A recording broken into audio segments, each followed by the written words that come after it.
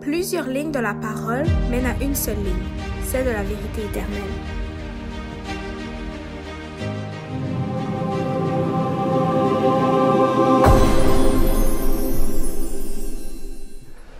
Donc, bonjour à tous et merci pour ceux et celles qui sont présents avec nous. Donc, aujourd'hui, on va voir la deuxième partie de la théologie systématique, mais la quatrième partie sur la perfection chrétienne. Donc là, aujourd'hui, on va terminer notre deuxième section et par la suite, Dieu voulant, il va nous rester soit il va nous rester une section, mais soit cette section-là va être en une ou deux parties. Donc, c'est à voir comment je vais pouvoir le diviser. Et donc, là, je vais un peu mieux. Donc, merci à tout ce que Dieu a pu faire de bon. Et merci aux remèdes naturels aussi que Dieu nous a permis d'avoir pour nous aider à nous soigner aussi. Et ça m'a beaucoup aidé.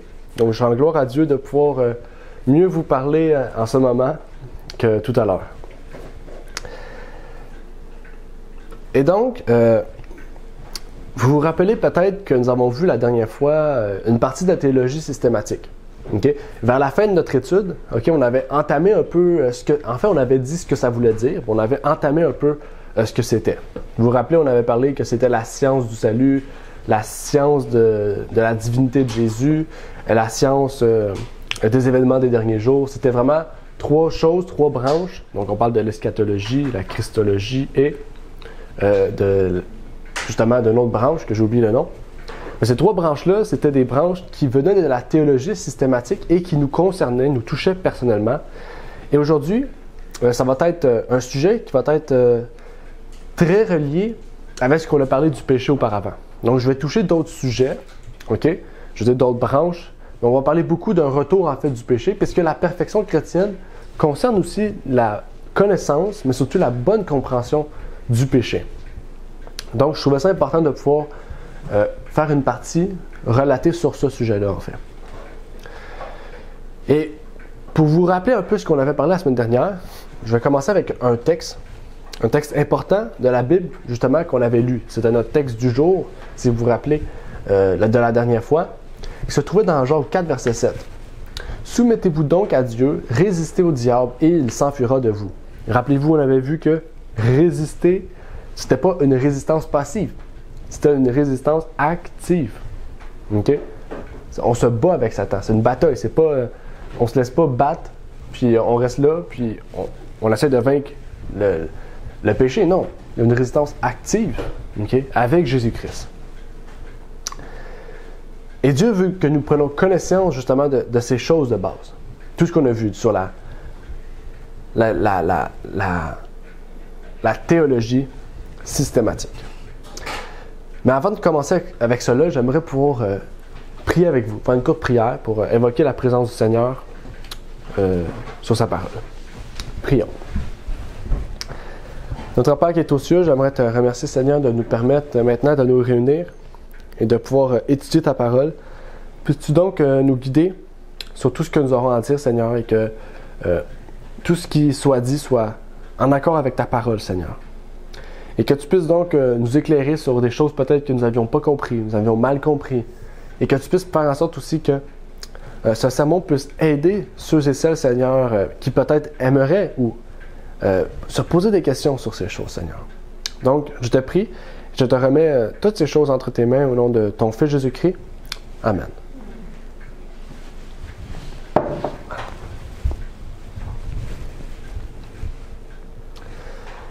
Donc, pour nous remettre dans le contexte de la dernière fois, j'aimerais pouvoir revenir sur le point du péché.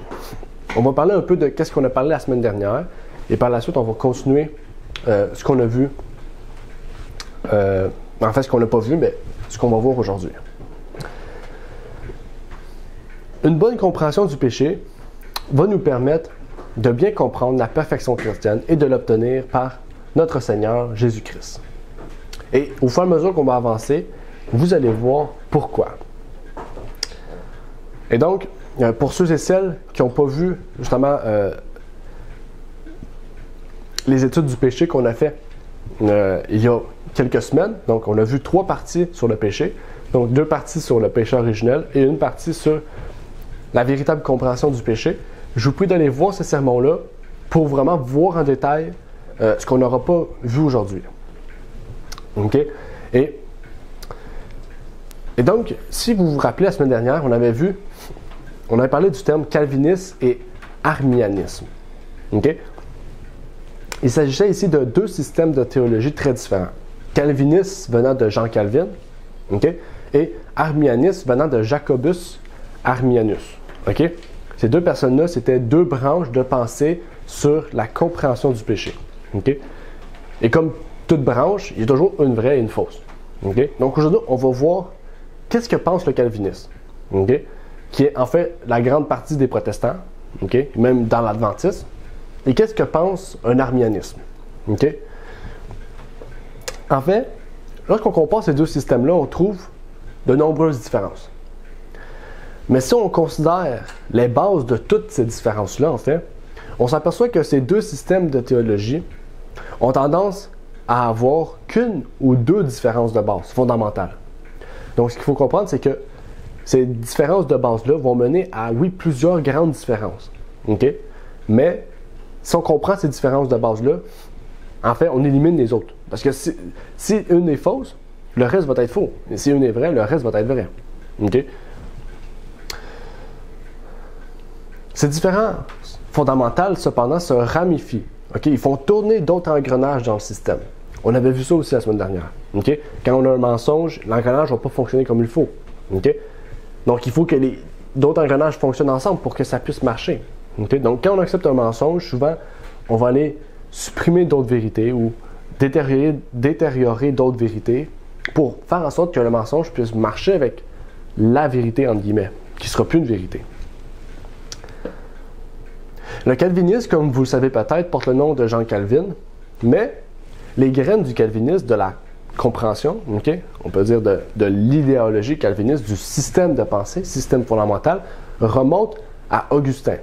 Augustin, okay, qu'on appelle dans l'Église catholique Saint Augustin, qui est un justement des pères de l'Église dans les années 400 après Jésus-Christ.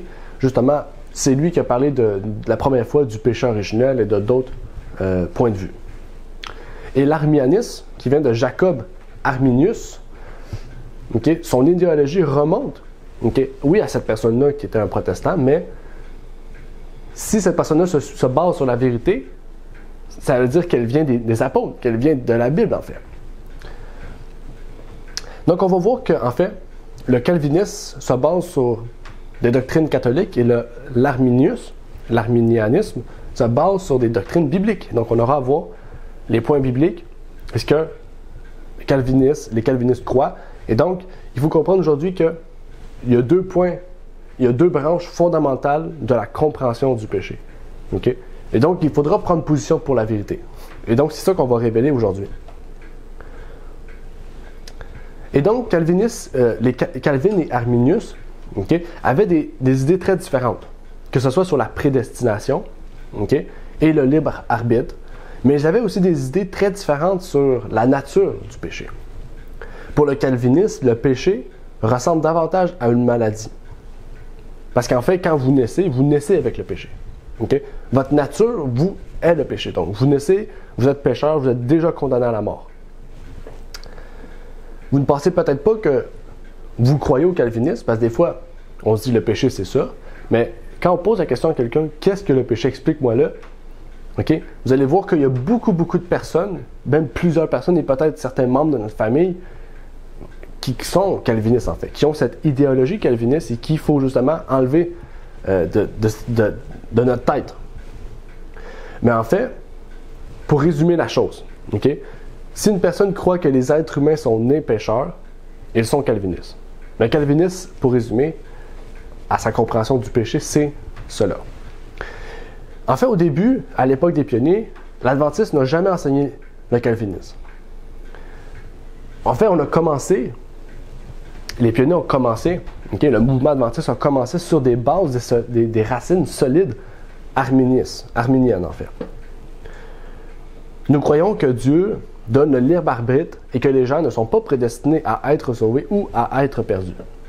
Mais l'Église principale aujourd'hui, et même de nombreux indépendants, sont en chute libre dans le gouffre du calvinisme. Parce qu'ils ont accepté ces doctrines-là, ces points de vue-là, et ça change la théologie de l'Église. Ça change leur point de vue sur plusieurs autres points. En fait, la Bible nous montre que Dieu a donné à chacun d'entre nous le libre arbitre. Il ne forcera personne à être sauvé ou à être perdu. En fait, une personne choisit de faire le bien ou le mal. Une personne se condamne lui-même ou se sauve lui-même dans un sens. Okay? En fait, nous nous plaçons dans le camp du Seigneur ou dans le camp de Satan. C'est nous qui faisons les choix. Okay? C'est pas Dieu qui nous prédestine à être sauvé, peu importe ce que tu fais, ou à être condamné, peu importe ce que tu fais. En fait, Dieu ne choisit pas quand nous allons choisir d'entrer dans la vie chrétienne ou non. En fait, en aucun cas nous sommes prédestinés. Il ne va pas se dire que dans certains cas on est prédestiné. Non, dans aucun cas on est prédestiné. La prédestination n'est pas un point de vue biblique. Et en fait, si on prend Ésaïe 59, verset 2, okay, et qu'on le met dans la tête d'un calviniste, okay, de la façon qu'il comprend ce passage-là, on pourrait le lire comme suit. « Mais le péché d'Adam a séparé entre toi et ton Dieu, et le péché d'Adam a caché sa face devant toi pour qu'il n'entende pas. » Okay? Parce que pour eux, le péché d'Adam, c'est ce qui condamne toute la race humaine. C'est qu'est-ce qui condamne, en fait, chaque humain dès la naissance à être pécheur. Okay? Dans le fond, c'est comme si toute notre nature est reliée à celle d'Adam. C'est un peu ça. Okay? Dans un sens, je parle du péché, je ne parle pas de la nature. Oui, on a la même nature qu'Adam, mais est-ce que le péché qu'Adam a commis nous condamne, nous aussi? Non. En fait, le choix qu'Adam a choisi, nous condamne. Nous risque de nous condamner, en fait. Parce que oui, dès qu'on est à risque de tomber dans le péché. En fait, la Bible nous dit, nous dit pas cela. Surtout dans Ésaïe 59, la façon que je vous l'ai dit, on ne parle pas du péché d'Adam. Okay? Je veux dire, on n'est pas, dans notre vie, on n'est pas en lien avec le péché d'Adam. Et pourquoi les calvinistes comprennent cette façon de penser-là, en fait? En fait, les calvinistes ont un concept de pensée, un concept théologique qui est appelé la théologie de l'alliance. On l'appelle aussi parfois la théologie fédérale, qui enseigne que nous appelons tous à un corps d'humanité. Cette idée enseigne que nous sommes tous en Adam et que puisque tous les hommes pêchent en Adam, alors, quand Adam a péché, nous sommes tous devenus pécheurs en lui. C'est ça un peu la résumé de cette doctrine. Cependant, Ésaïe 59, verset 2, dit en fait, on va voir le vrai texte. Mais ce sont vos iniquités qui ont fait la séparation entre vous et votre Dieu. Et ce sont vos péchés qui lui font cacher sa face pour ne plus vous entendre. Ésaïe ne dit pas qu'Adam a péché, ni que son péché dans le passé nous a séparés de Dieu. Non. Ésaïe dit que ce sont nos propres péchés qui ont fait cela. Okay? C'est nos choix qui nous séparent de Dieu. Comment devons-nous comprendre la séparation de l'humanité d'avec Dieu? Je propose que nous la comprenions comme l'exprime la pensée ci-dessous. Okay, on va lire un texte ensemble. Herbert Douglas, dans un document sur la nature du péché, il dit « Tout argument qui place le péché au premier rang et au-dessus de la responsabilité humaine est un argument en faveur du péché originel, quel que soit le nom qu'on lui donne. » En d'autres termes, chaque fois que nous prenons la responsabilité humaine et que nous la plaçons en dessous du péché, alors que nous faisons est de soutenir la doctrine originelle. En fait, c'était ça la théologie d'Augustin. En fait, Jésus-Christ nous dit, à la page 185, « Le péché nous a séparés de la vie divine. Nos âmes sont paralysées. »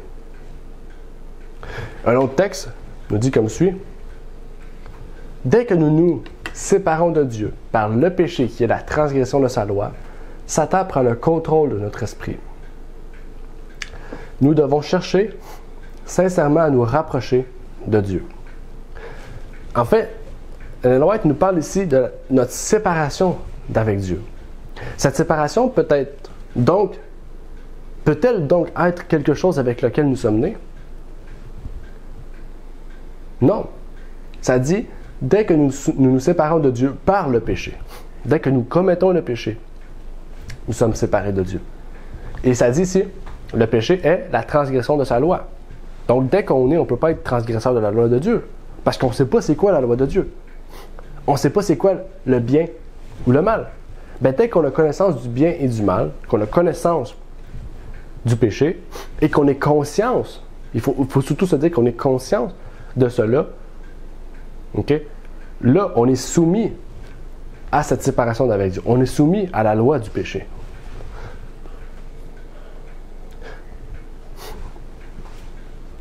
Donc, ma question pour vous, c'est, est-ce que ça a un sens pour vous de dire qu'on est, dès la naissance, pécheur, et donc soumis à la mort? Ça veut dire qu'il faudrait baptiser les bébés, comme l'Église catholique le fait, pour sauver toutes les âmes. Et c'est là qu'on voit qu'une doctrine engendre d'autres doctrines. Okay? Donc, si on accepte le péché originel, il faut croire au baptême des bébés par aspersion. Il faut croire que Jésus est né d'une vierge, okay? Donc de l'Immaculée Conception, okay? Qui n'est pas né de la même nature que nous, qui est né donc d'une femme qui était parfaite, donc il était parfait. Et donc sa nature n'est pas humaine, elle est seulement divine. Donc il faut dire aussi que Jésus est venu sur terre sans la nature humaine, mais seulement avec la nature divine. Et donc il faut croire à la Trinité. Donc ça nous apporte à beaucoup de choses, en fait. Et pour aller plus loin, la messagère du Seigneur nous dit dans Message choisi, volume 1, « Nous ne devons pas nous imaginer Dieu comme impatient de punir le pécheur de ses péchés. » Le pécheur attire la punition sur lui-même. Ses actions déclenchent une série de circonstances dont le résultat est inévitable. Chaque acte de transgression réagit sur le pécheur, modifiant son caractère et facilitant des transgressions ultérieures.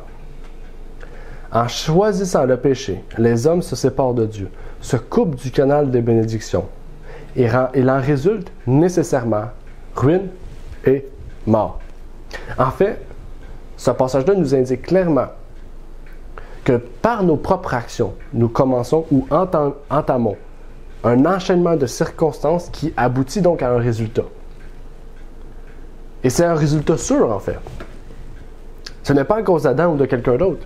Okay? Chacun est soumis, okay, à ses propres circonstances et donc à ses propres résultats.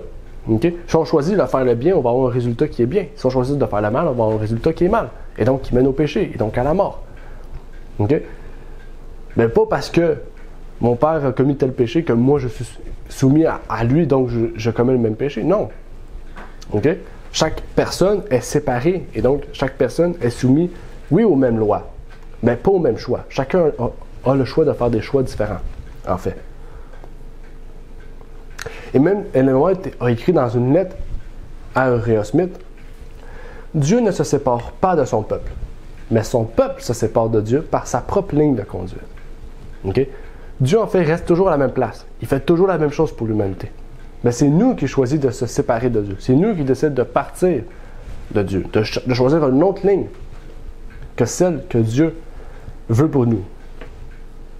À d'autres termes, on n'est pas séparé de Dieu par notre naissance, mais par un choix conscient.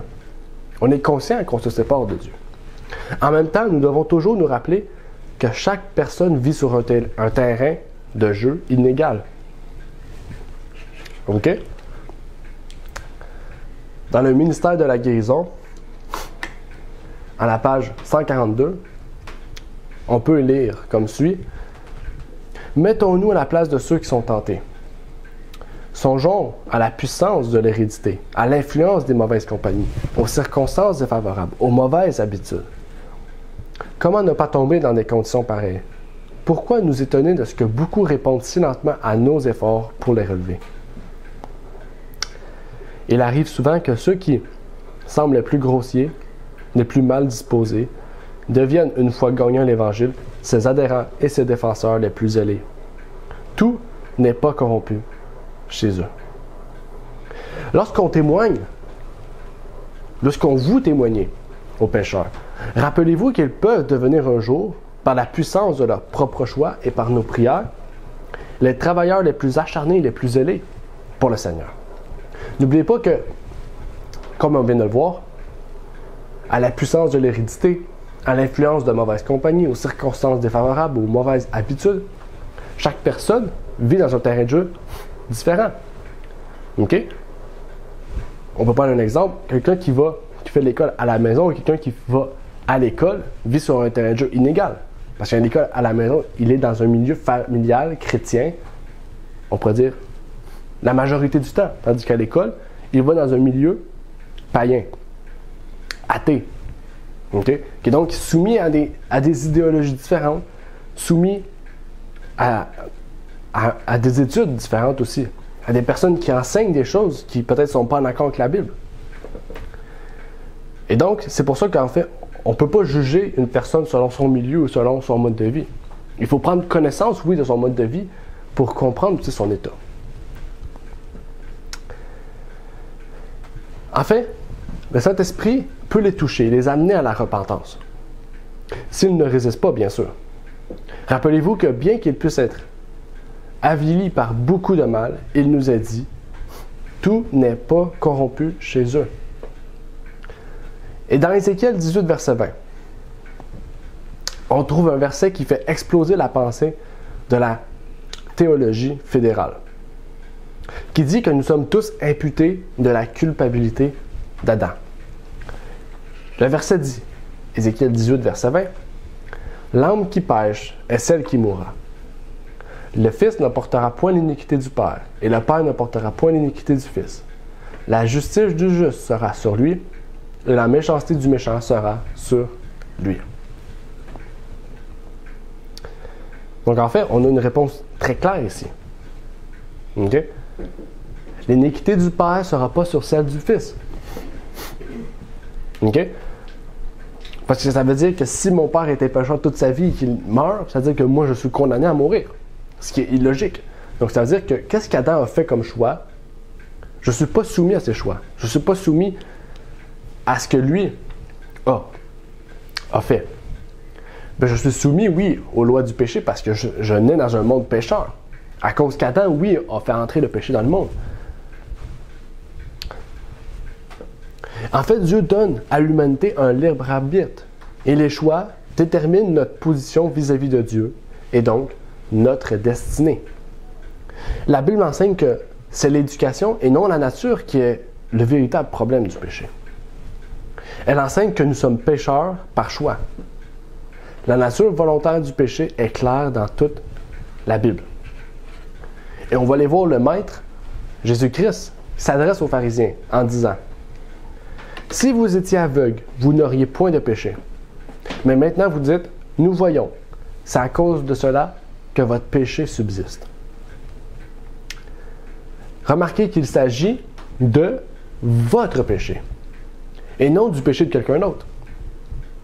Hein? C'est pas écrit c'est à cause de cela que nos péchés subsistent. Non. Tu n'es plus aveugle. Donc c'est à cause de cela que ton péché subsiste.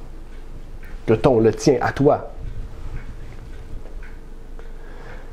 En fait, la vérité, c'est que ce qui déterminera si nous vivons dans la justice ou non, dans le péché, c'est en fait de connaître le bien et de ne pas le faire. C'est ça qui va déterminer si on vit dans la justice ou dans le péché. Et Jacques 4, verset 17 nous le confirme, « Celui donc pêche, qui connaît le bien et qui ne le fait pas. »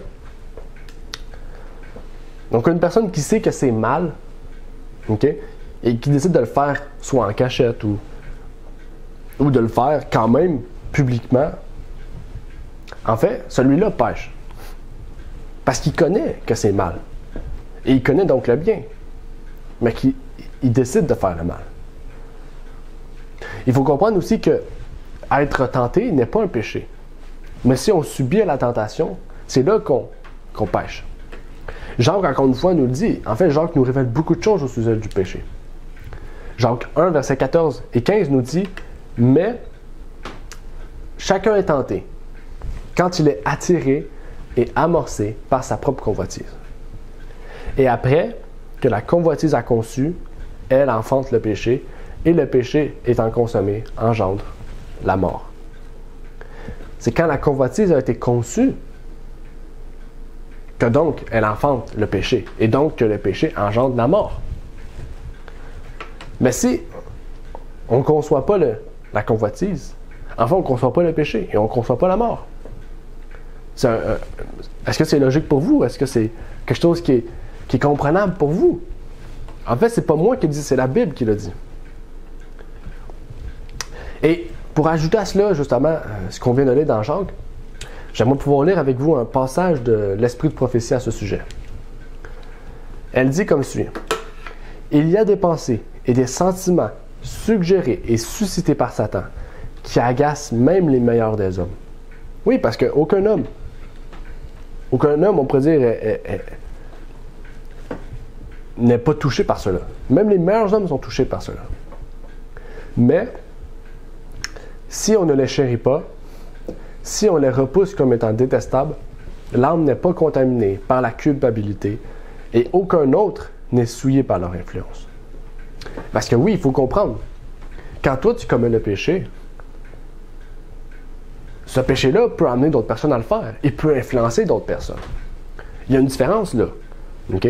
Pas parce que toi tu commets le péché que les autres sont automatiquement pécheurs ou qui ont automatiquement commis ce péché-là. Mais ton péché, le choix de faire le mal peut amener les gens à faire le mal. Et le choix surtout de faire le bien peut amener les gens à faire le bien. Et c'est ça qui est intéressant, c'est parce que si vous savez que ça c'est bien, Dieu nous pousse à faire le bien et donc à influencer ceux qui nous entourent à faire le bien. OK? Comme Daniel en fait. OK? Donc, vous aurez beau en fait avoir toute l'apparence extérieure la plus sainte, la plus droite, mais si votre cœur, OK, fait le mal, mais en fait, votre influence fait quoi? Fait qu'amener le mal, en fait. OK? Et donc, Dieu nous pousse à faire le bien et à être une bonne influence pour ceux qui nous entourent.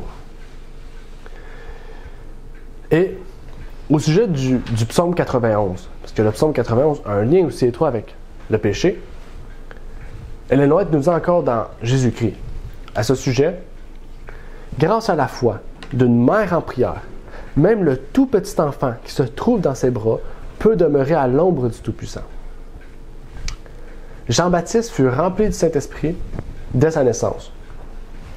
Si nous vivons en communion avec Dieu, nous pouvons nous attendre, nous aussi, à ce que l'Esprit divin façonne nos petits-enfants dès leurs premiers instants.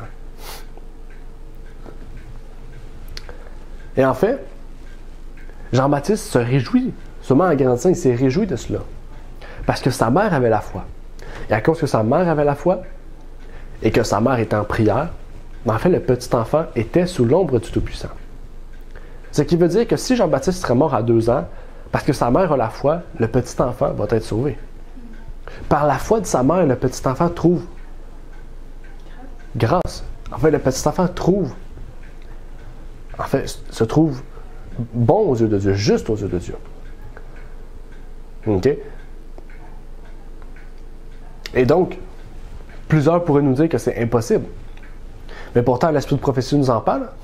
Et la Bible nous en parle aussi. Et donc, face à cela, j'aimerais vous poser un défi. J'aimerais que vous leviez un défi. Avec la technologie dont nous disposons aujourd'hui, on a la possibilité de trouver chaque fois qu'Ellen White a utilisé un mot ou une phrase particulière dans ses écrits. Mon défi est que vous preniez les écrits complets d'Ellen White qui ont été publiés et que vous fassiez une recherche exhaustive.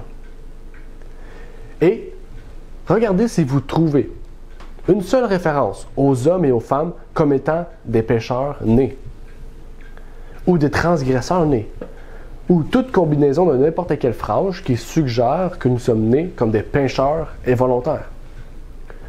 En fait, vous ne trouverez jamais un exemple à ce sujet. Pourquoi? Parce qu'Ellen White ne croyait pas à ce concept de pensée-là. Et ça, c'est un message puissant. Parce que Jésus nous démontre que malgré nos tendances à faire le mal, nous pouvons hériter d'un caractère céleste qui nous cultive à faire le bien. Et donc, comme on a lu tout à l'heure, le problème, ce n'est pas notre nature. Le problème, c'est notre éducation. Prenez un exemple.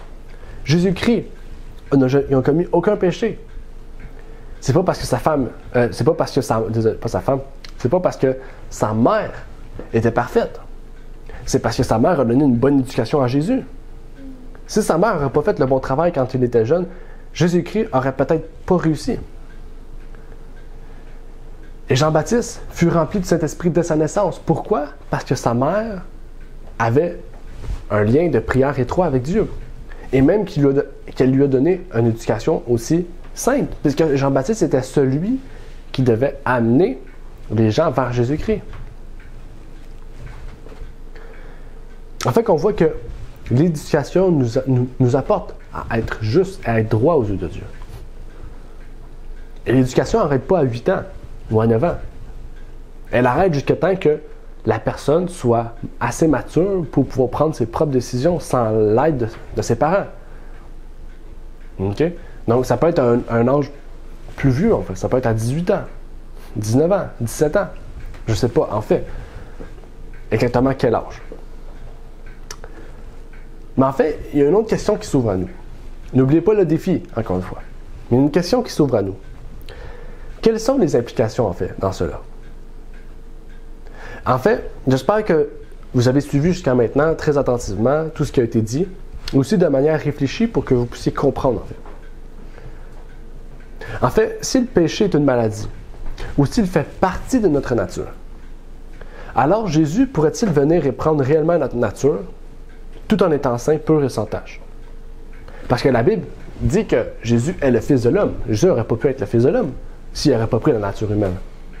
Mais s'il prend la nature humaine, en fait, Jésus est déjà condamné. Et c'est là qu'on voit qu'il y a un problème. Parce qu'en fait, le péché n'est pas une maladie héréditaire. En fait, ce qu'on peut comprendre, c'est que le péché, oui, c'est une maladie dans le sens où, vous voyez que la première fois qu'on y a touché, elle risque de nous faire beaucoup de dommages. OK? Donc le péché, c'est pas une maladie qu'on a de la naissance. Mais c'est plus une drogue ou quelque chose du genre. La première fois qu'on a touché à cela, en fait, on connaît le bien et le mal, et on a tendance à faire le mal davantage qu'à faire le bien. Et Dieu nous pousse à faire l'inverse, à dire que par la prière, par notre communion avec lui, nous sommes poussés à faire le bien plutôt que le mal. Parce qu'en fait, si on ne se détourne pas du péché, elle nous amènera à la mort. Il n'y a aucune autre façon de pouvoir trouver vie, d'être juste devant Dieu. Et c'est pas pour rien que Dieu nous a envoyé Jésus-Christ. Hébreux 7, 26 nous dit: Or, il nous fallait un tel souverain sacrificateur, saint, innocent, sans souillure, séparé des pécheurs et élevé au-dessus des cieux. Enfin, en d'autres termes, Jésus nous ressemblait-il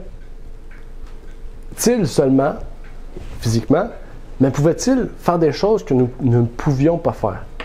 C'est-à-dire que Jésus serait venu sur terre avec notre nature humaine, mais avec sa puissance divine, donc ce qui nous détachait de lui, en fait. On n'a pas d'exemple, en fait, par Jésus. Est-ce que c'est ça? En fait, si le fait d'être né comme moi fait de moi un pécheur, alors Jésus n'avait rien à voir avec moi. Et il n'avait rien à voir avec vous. Et je ne vais pas entrer dans les détails aujourd'hui, c'est là que je vous invite à écouter notre série sur le péché originel, donc pour approfondir ce point-là. Et surtout avec la partie 2 du péché originel, qui traite de la question, est-ce que Jésus avait une nature pécheresse? C'est ça qui va répondre enfin à la question. Cette étude répond à cette question. Mais par exemple, j'aimerais revenir sur une section qu'on a vue dans cette étude-là. Jésus avait-il un avantage? Est-ce qu'il y avait un avantage sur tout être humain quand il est venu sur terre? En fait, Jésus-Christ, page 669, nous dit: Jésus n'a montré aucune qualité et n'a exercé aucun pouvoir que l'homme ne soit capable d'obtenir par la foi en lui. Tous ses disciples peuvent atteindre à son humanité parfaite s'ils veulent se soumettre à Dieu comme il l'a fait. Donc, il peut y avoir un débat digne de ce nom sur ce qui constitue la divinité de Jésus dans l'incarnation, mais l'inspiration dit qu'il n'y a rien dans la lutte contre le péché qui était disponible pour Jésus auquel nous n'avons pas un accès égal. Tout ce qu'il avait en fait, nous pouvons l'avoir. Dieu ne cherche pas nécessairement une connaissance parfaite de chaque personne. Il cherche des personnes qui ont un cœur parfait. Il cherche quelqu'un qui aime la justice et déteste l'iniquité. Il cherche des personnes qui sont prêtes à être changées et à être participants de la nature divine. Vous voyez, si je n'ai pas une bonne connaissance aujourd'hui, ou si je fais une erreur et ne comprends pas ce que je fais de mal, le Seigneur peut me corriger. En fait, il peut me montrer un meilleur chemin. Et si j'ai un cœur qui aime la justice, je voudrais faire la bonne chose, le bon choix. En fait, je verrai mon erreur et je me repentirai, comme la Bible le dit, dans le sac et la cendre. Nous avons vu qu'il existe deux domaines de théologie, le calvinisme et l'arminianisme, avec deux croyances différentes sur la façon dont Jésus devait vivre aussi sur terre. L'un dit que Jésus était notre substitut tout au long de sa vie. Il a vécu par procuration pour nous. Il est mort par procuration pour nous. Et il a obéi par procuration pour nous. Il est intéressant de noter que si vous examinez la base de données de l'Adventist Pioneer Library, donc dans le fond, la librairie des pionniers adventistes, et que vous cherchez le mot vicaire, vous verrez que dans les centaines de milliers de pages de documents, il n'est répertorié que 113 fois, dont certaines sont des doublons. Si vous cherchez dans la base de données d'Ellen White, vous trouverez qu'il n'est utilisé qu'une seule fois. En fait, ce mot était pratiquement inexistant parmi nous jusqu'au livre que vous connaissez peut-être, Question on Doctrine, donc les questions sur la doctrine. Mais après Question on Doctrine, d'autres thèmes, après Question on Doctrine, nous voyons l'idée que tout ce que Jésus a fait est vicaria. C'est-à-dire qu'en fait, Jésus n'est pas venu sur terre pour participer comme nous on l'a fait. Mais il est venu comme un vicaire, il est venu comme par procuration. Okay? Donc, il est venu nous montrer un exemple, mais qui est irréalisable pour l'humain. Okay? Mais la réalité, c'est pas ça. Parce que, en fait, ici, ça nous prouve que le salut est par substitution et seulement par substitution. Maintenant, nous sommes d'accord et nous comprenons que Jésus devait mourir pour nous. Il n'y a aucun doute là-dessus. Okay? Sans la mort de Jésus-Christ, on trouverait grâce devant Dieu jamais, en fait. En fait, il a dû accepter mon péché. Il a dû mourir pour moi et mourir surtout pour vous. En fait, il est mon substitut, mais il est beaucoup plus que cela. C'est là que l'arminianisme doit rompre avec le calvinisme, car le concept arminianiste dit que Jésus est notre substitut et notre sauveur. Il dit qu'il est mort pour nos péchés et qu'il nous a donné l'exemple de la manière de vivre. Tandis que les calvinistes, les catholiques, montrent Jésus comme quelque chose ou une personne qui est impossible à obtenir, impossible à ressembler. Il était trop parfait pour nous. Et même Ellen White dit dans Medical Ministry, le Christ a vécu une vie d'obéissance parfaite à la loi de Dieu et en cela, il a donné l'exemple à tout être humain. Un autre texte. Si vous cherchez à imiter le Christ dans votre caractère, l'impression sur les gens ne sera pas faite par vous, mais par les anges de Dieu qui se tiennent juste à côté de vous. Ils toucheront le cœur de ceux à qui vous parlez. On voit, c'est pas par à quoi qu'on ressemble, premièrement. C'est vraiment par notre intérieur. Oui, si on ne parle pas aux gens, ils vont voir notre extérieur, mais aussitôt qu'on va parler avec les gens, les gens vont être touchés, en fait, par la façon qu'on est, la façon vraiment qu'on se distingue. Parce qu'on imite Jésus-Christ, celui qui a été rejeté du monde. Mais si on prend l'autre idée du fait que c'est tout ce qu'on étudie en ce moment est inutile, c'est quoi l'intérêt d'avoir un exemple? C'est pour nous montrer comment faire quelque chose ou pour nous donner quelque chose à imiter, en fait.